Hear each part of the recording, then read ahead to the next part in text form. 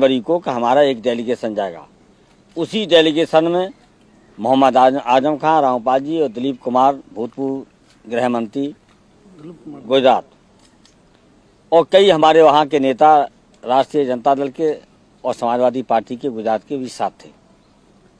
कुल मिला के कहना यह है कि जो हमेशा हम लोग कहते आए हैं कि भारतीय जनता पार्टी देश के विकास से, महंगाई से, गरीबी से, बिजली से, पानी से, बीमारी से कोई वास्ता नहीं इसका, दवाई से भी। केवल इनको हिंदुत्व का नारा देके हिंदू राष्ट्र बनाने का है।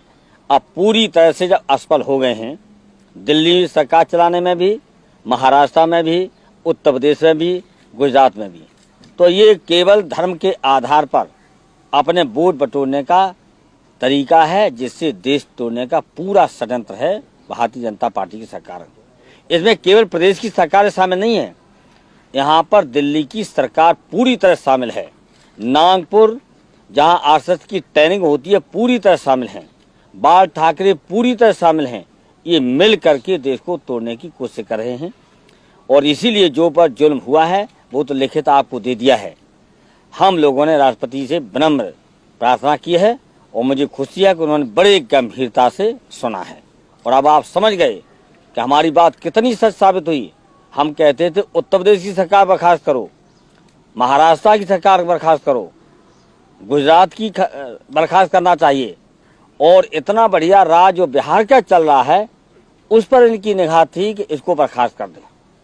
अब तो आपके सामने आ गया है कि बिहार की कितनी बढ़िया सरकार चल रही है और भारतीय जनता पार्टी की सरकारें पूरी की पूरी आज आरएसएस, विश्व हिंदू परिषद और ये हिंदू जागरण मंच और स्वदेशी जागरण मंच और बजरंग दल और विद्यार्थी परिषद मिलकर के ये सब के सब यही सरकार चला रहे हैं। वहाँ डीएम मौके पे है, एसपी मौके पे है, दफ्तर मौके पे है, लेकिन अभी तक जो लीडर हैं उनके खिलाफ कोई कार्रवाई न करना साबित हो गया है कि पूरी की पूरी दिल्ली की सरकार और राज्य सरकारें ये देश को बांटने का षड्यंत्र करें। इसके विरोध में हम लोग लड़ रहे हैं। मुझे खुशी है कि हिंदुस्तान के अंदर कोई लड़ाई लड़ रहा है तो राष्ट्रीय लोकतांत्रिक मोर्चा लड़ रहा है। इसलिए हमने शुरू में कहा था कि ये सरकार नहीं बनना चाहिए और बन गई तो हटाना चाहिए, और इसके लिए हम ऐसा नहीं है, हम बिल्कुल मानते हैं कि इसके लिए कांग्रेस भी जिम्मेदार है।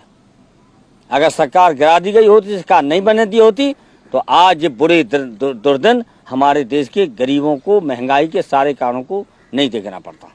आइए, लिखा है, हाँ मैंने कह तो दिया है, कह दिया है, मैंने कहा लिखा हुआ है बिल्कुल। गुजरात, महाराष्ट्र कागज बांट दीजिए, तत्काल बर्खास्त होना चाहिए। समय बताने के लिए नहीं बोल रहे हैं, कागज में लिखा हुआ है, लिखा हुआ है। अच्छा टीवी के लिए बोलिए। हाँ आप बोलिए, आप बोल दीजिए। हाँ बिल्कुल बाकायदा हमने कहा कि कितनी बढ़िया बिहार की सरकार आज भी चल रही है, और इसीलिए शुरू से ही कहा था उत्तर प्रदेश में क्या घमासान है आज, लूट पाट, घसीट, अत्याचार, हत्याएं। उसके लिए 5 फरवरी से राष्ट्रीय लोकतांत्रिक मोर्चा का आंदोलन ऐसा चलेगा कि केवल उत्तर प्रदेश की सरकार ही नहीं जाएगी, दिल्ली की सरकार जाएगी। पूरी उनको मुआवजा दिया जाए, सुरक्षा पूरी दी जाए, और जो जिम्मेदार बड़े बड़े लीडर हैं जिन्होंने हमला किया है किसान पर, उनको गिरफ्तार किया जाए। अभी तक